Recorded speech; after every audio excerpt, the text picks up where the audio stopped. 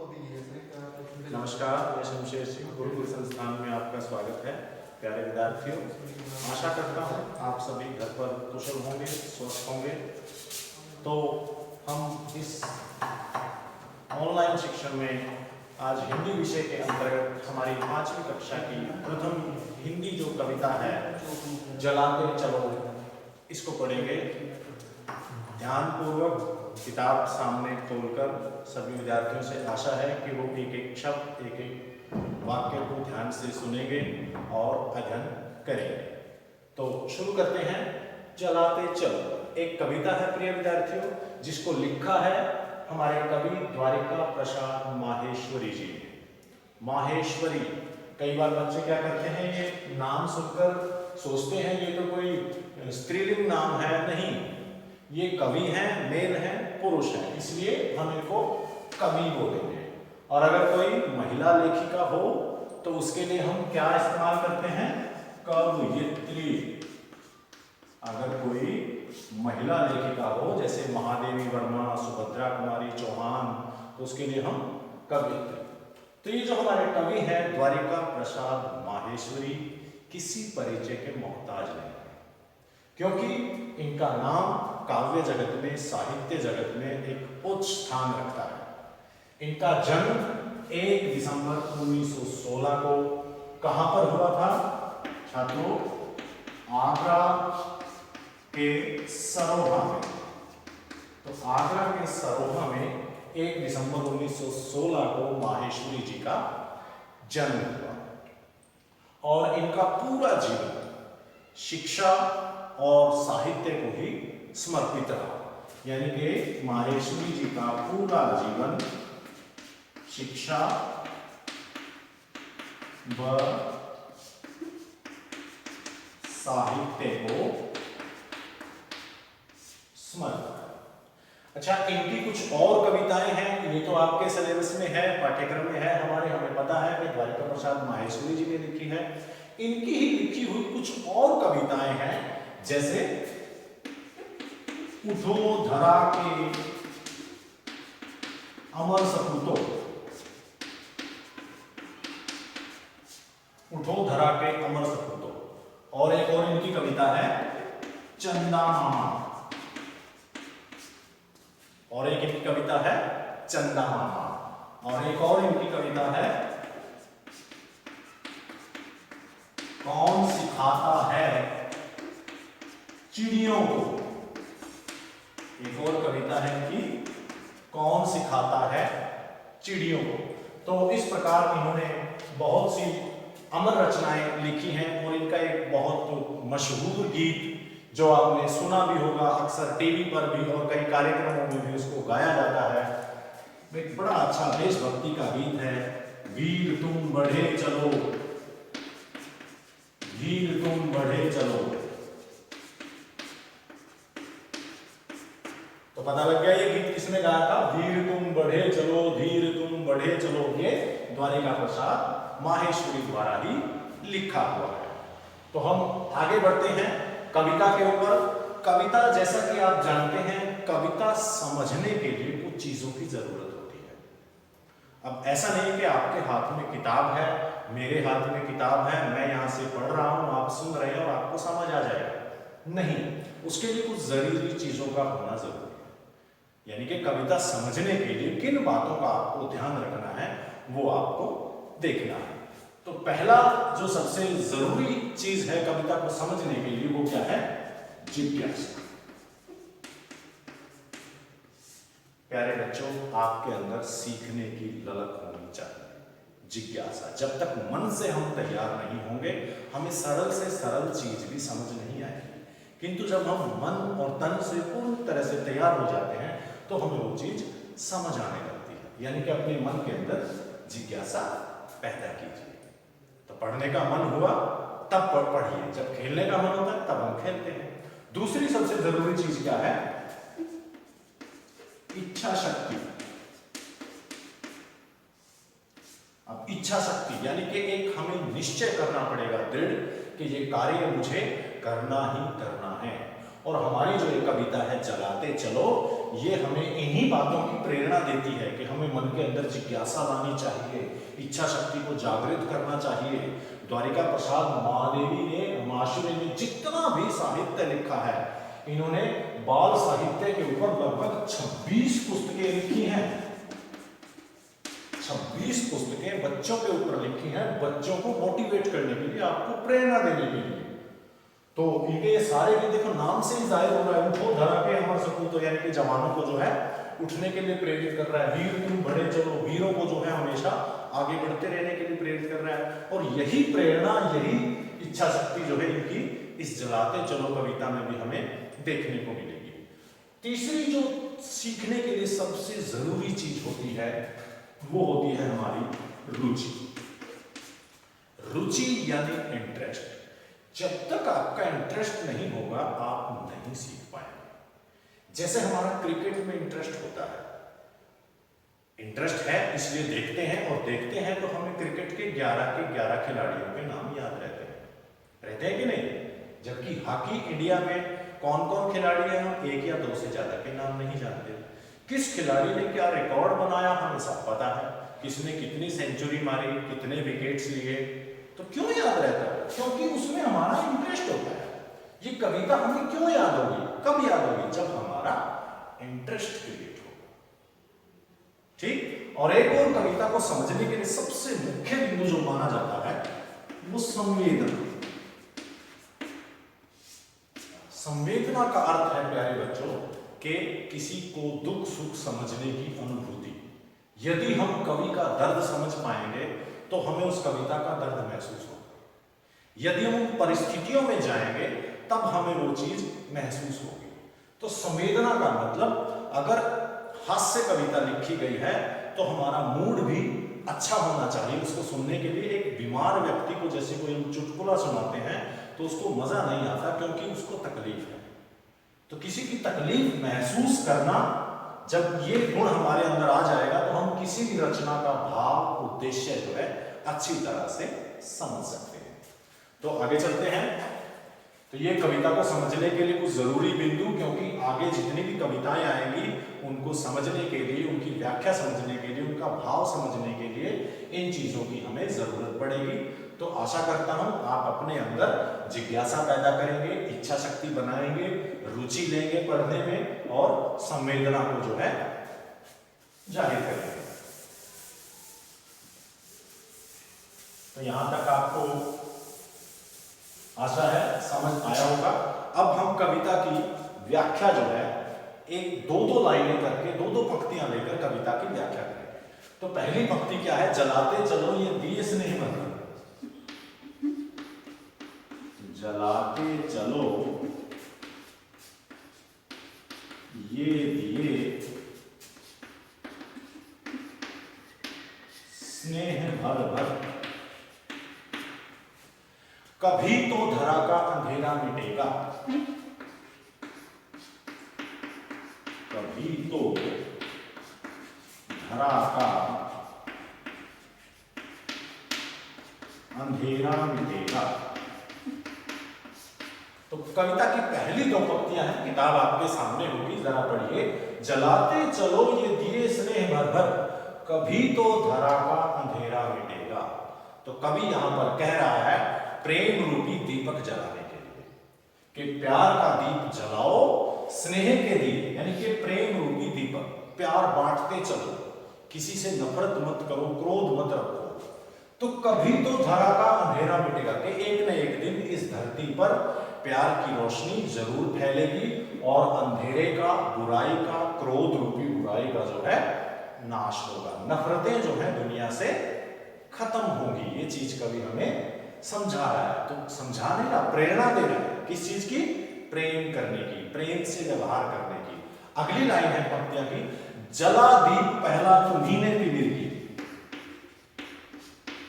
जला दीप पहला तुम्ही ने तिमिर की। अब ये तिमिर शब्द माने क्या होता है? तिमिर माने होता है अंधेरा या अंधकार। तिमिर का अर्थ क्या है? अंधेरा या अंधकार। चुनौती प्रथम बार स्वीकार की थी। दूसरी पंक्ति क्या है? चुनौती प्रथम बार स्वीकार की थी। तो अगली पंक्ति देखिए क्या कह रहा है कवि? जला दीप पहला तुम्ही ने तिमिर की। तिमिर यानी अंधेरा। कवि कह रहा है कि तुम्ही में से किसी व्यक्ति ने कहीं से तो शुरुआत की है। तो किसी ने, तुम्ही में से किसी ने पहली बार इस दीपक को, कौन से दीपक को? प्रेम रूपी दीपक को जलाया था और चुनौती स्वीकार की थी कि ये जो अंधेरे की चुनौती है, जो बुराई से लड़ने का चैलेंज है, इसको किसने स्वीकार किया? मनुष्य ने। हम ही ने तो प्रेम का दीपक जलाया और अंधेरे को जो है टक्कर दी। तो हम ही ने सच्चाई की राह जो है अपनाई और झूठ को जो है सामना कर रहे हैं, झूठ का, बुराई का सामना कर रहे हैं। किससे? अच्छाई से। तिमिर किसका प्रतीक है यहां? अब यहां प्रतीक भी है। तिमिर यानी अंधेरा किसका प्रतीक है? दुख, बुराई, क्रोध, लोभ। तो तिमिर यानी जो अंधेरा है वो प्रतीक है दुख का, बुराई का, क्रोध का, संसार में आने वाली मुसीबतों का। जब हमारे ऊपर कोई मुसीबत आती है तो कहते हैं ना कि मेरी जिंदगी में तो अंधेरा छा गया, क्योंकि कोई ना कोई संकट आ गया, कोई मुसीबत आ गई। और जब कहते हैं कि प्रकाश हो गया, उजाला हो गया, मेरी तो चांदी हो गई, चांदनी छा गई, इसका मतलब जीवन में सुख आ गया। तो अंधेरा दुख का प्रतीक है और उजाला सुख का प्रतीक है। क्लियर है यहां तक? आगे चलते हैं। उम्मीद करता हूं ध्यान से समझ रहे होंगे सभी। अगली पंक्तियां लेते हैं।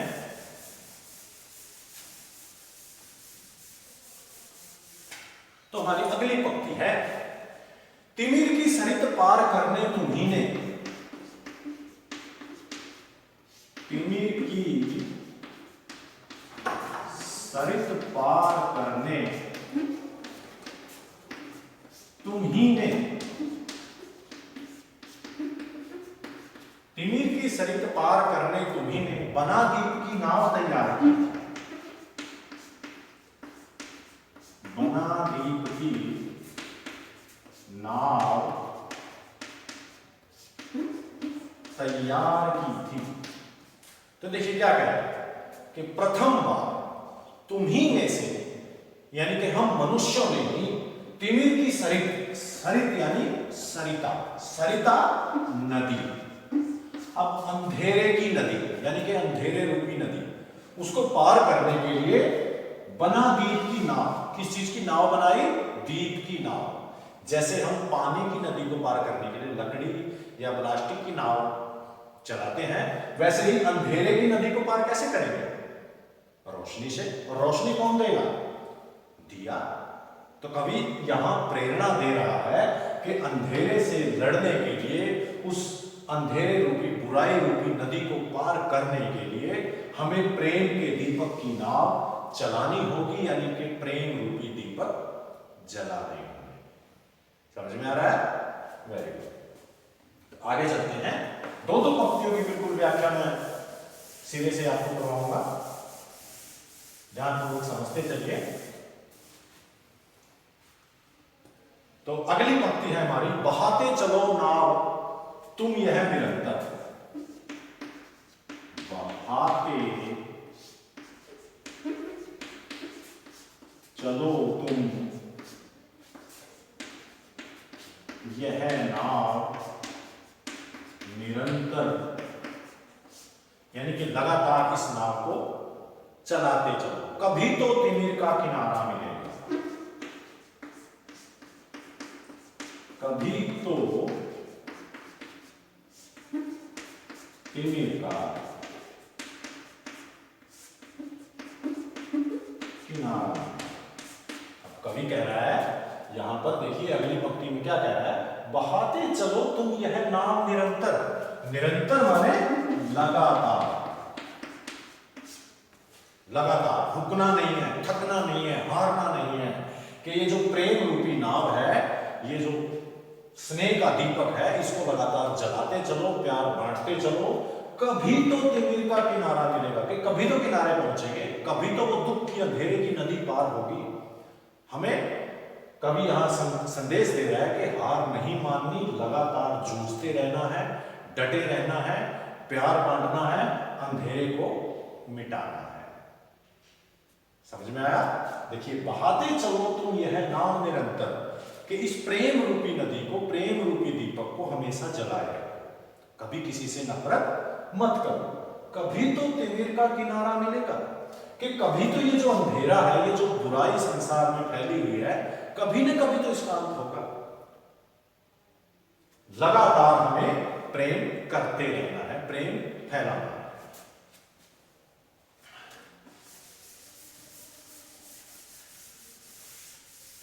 तो यहां कुछ 2-3 प्रश्नों के ऊपर मैं रोशनी डालना चाहूंगा। जैसे हमने लगभग आधी कविता पढ़ ली है, तो इसमें कुछ प्रश्न भी बनते होंगे। तो प्रश्न पहला, जैसे मेरा ये प्रश्न है कि तिमिर किस चीज का प्रतीक है? तिमिर किस चीज का प्रतीक है? दुख का, सांसारिक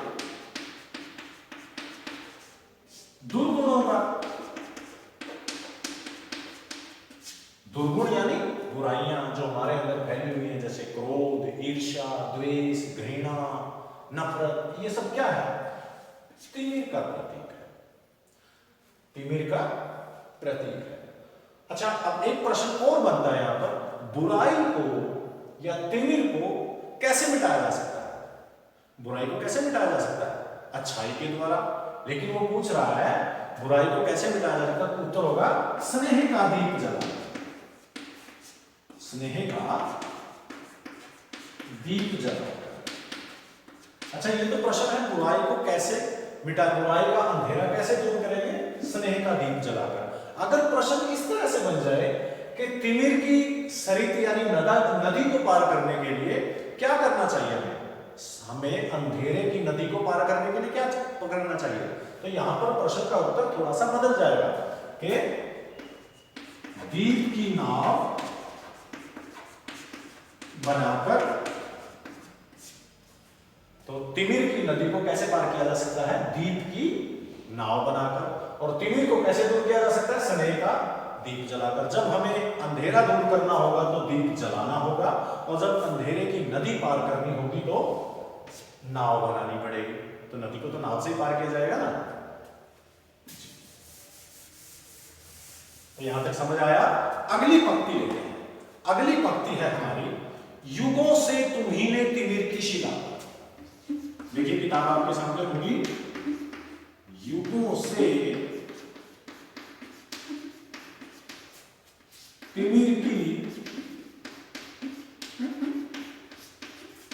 शिला पर तुम्ही ने, युगों से तिमिर की शिला पर तुम्ही ने। यहां कठिन शब्द आपको एक ये लग रहा होगा कि शिला का अर्थ क्या है, तो यहां मैं इसका अर्थ बता देता हूं आपको। शिला का अर्थ है पत्थर। क्या अर्थ है शिला का? पत्थर। दिए अनगिनत है निरंतर जल। अगली पंक्ति क्या है? दिए अनगिनत है निरंतर जल।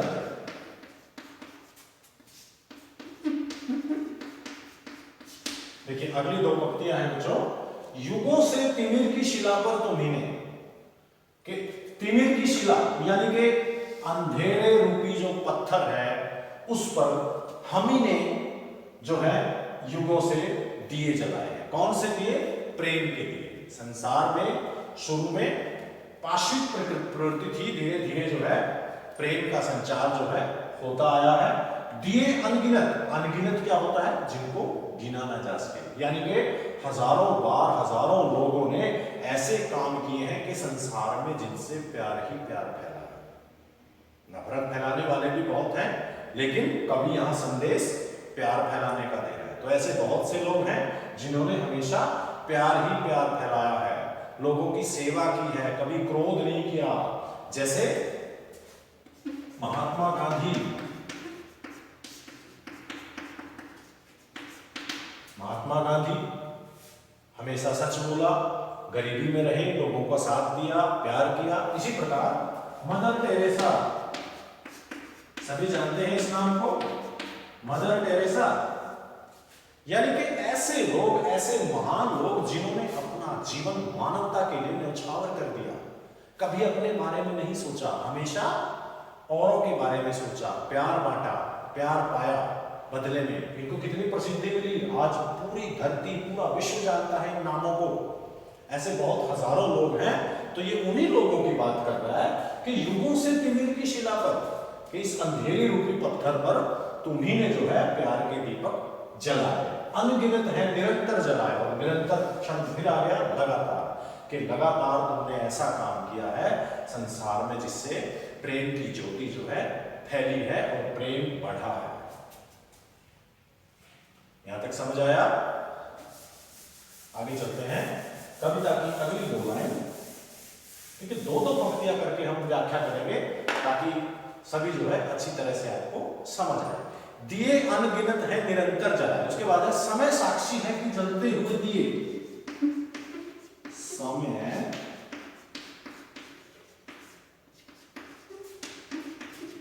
साक्षी है कि जलते हुए दिए।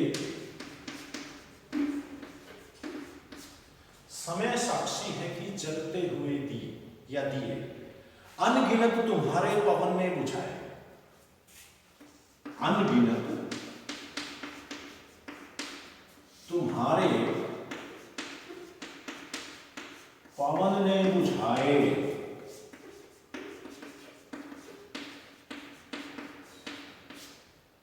अब यहां इस पंक्ति में देखिए, साक्षी थोड़ा सा कठिन शब्द लग रहा है, तो इसका अर्थ मैं बता देता हूं। साक्षी शब्द का अर्थ है गवाह, प्रमाण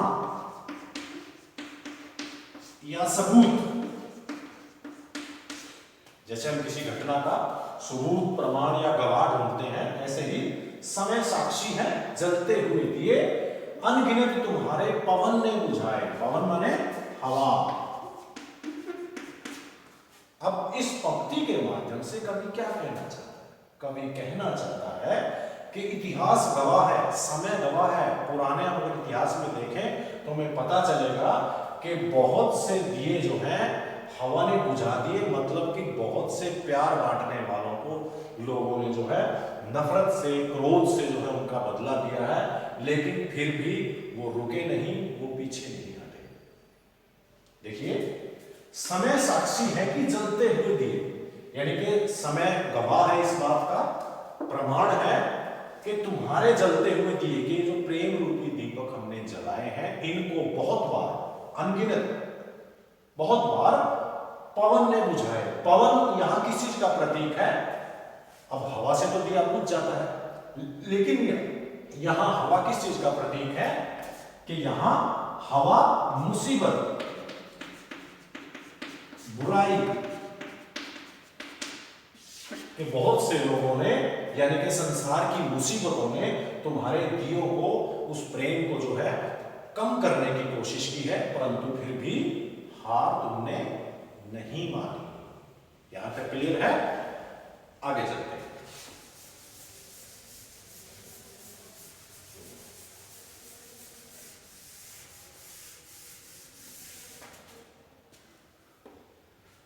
तो कितनी अच्छी जो है प्रेरणा जो है कवि यहां पर दे रहा है कि प्रेम बांटते चलो, प्यार फैलाओ, नफरतों को खत्म करो। तो ऐसे ऐसे कवियों की कविताएं हमें पढ़नी चाहिए जब भी समय मिले। अब तो आपके पास समय ही समय है, घर पर जो है हम सब काम निपटाकर बिल्कुल आराम से पढ़ सकते हैं। तो आप निश्चित खाली समय में उसको पढ़िए, शब्दार्थ पढ़िए, धीरे धीरे समझ में आने लगेगा। जैसे कि मैं रुचि की बात कर रहा था, रुचि अगर आपकी जागृत हो गई, आपका इंटरेस्ट पैदा हो गया, तो अपने आप वो चीजें समझ में आने लगेंगी। और समझ में वही चीजें आती हैं बच्चों जिनको हम समझने की कोशिश करते हैं। तो अगली लाइन देखते हैं, मगर बुझ स्वयं ज्योति दे गए। मगर बुझ स्वयं ज्योति दे गए,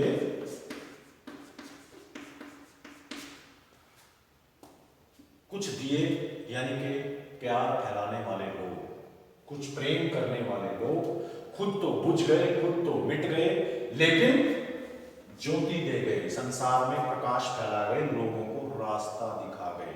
उसी से तिमिर को उजाला मिलेगा, उसी से तिमिर को उजाला मिलेगा। तो यहां कवि कह रहा है कि मगर बुझ गए स्वयं ज्योति दे गए।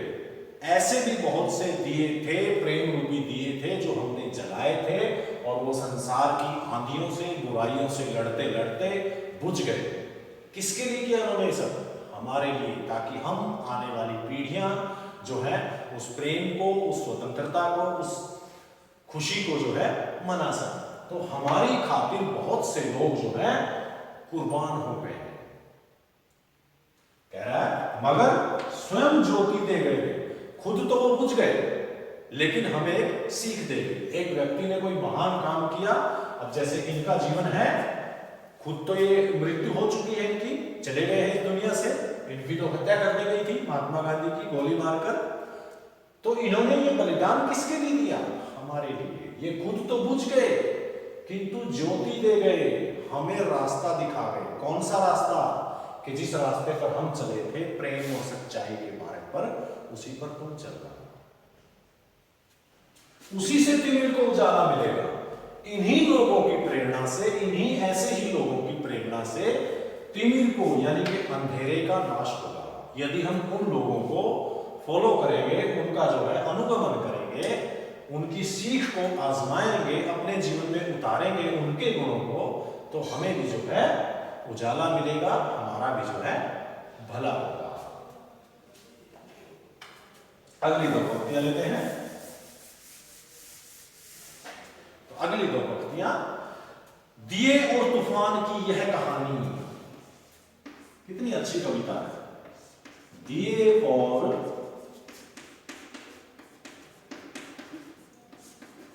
तूफान की यह कहानी, दिए और तूफान की यह कहानी चली आ रही है और चलती रहेगी।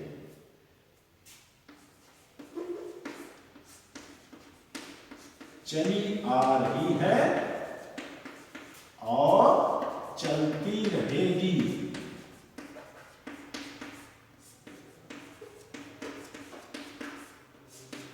तो यहां पर कवि देखो बच्चों कह रहा है कि दिए और तूफान की कहानी, यानी कि दिया प्रतीक है अच्छाई का और तूफान प्रतीक है बुराई का।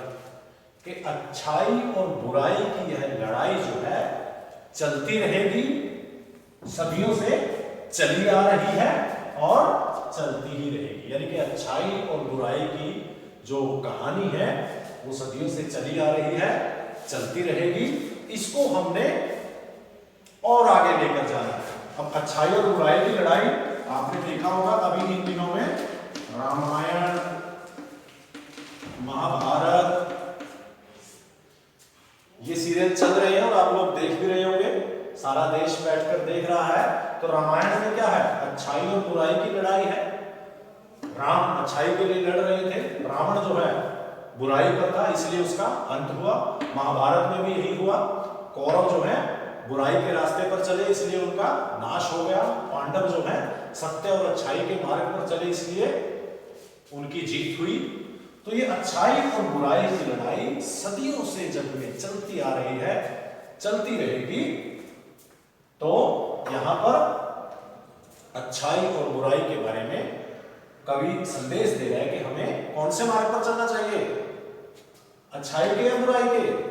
अच्छाई के। तो बच्चों, दिए और तूफान की कहानी के माध्यम से कवि ये कहना चाहता है कि संसार में बुराई और अच्छाई का युद्ध हमेशा रहा है और रहेगा, और उसमें जीत हमेशा सच्चाई की होगी, अच्छाई की होगी। तो कवि हमें ये सीख दे रहा है कि हमें जलाते चलने हैं, प्रेम के दीपक जलाते चलने हैं। तो आशा करता हूं आपको समझ आया होगा। प्यारे बच्चों, अगली कक्षा में हम इसका बचा हुआ काव्य भाग जो है वो पढ़ेंगे और इसके प्रश्न उत्तरों पर भी आपको जो है मैं उत्तर दूंगा। धन्यवाद।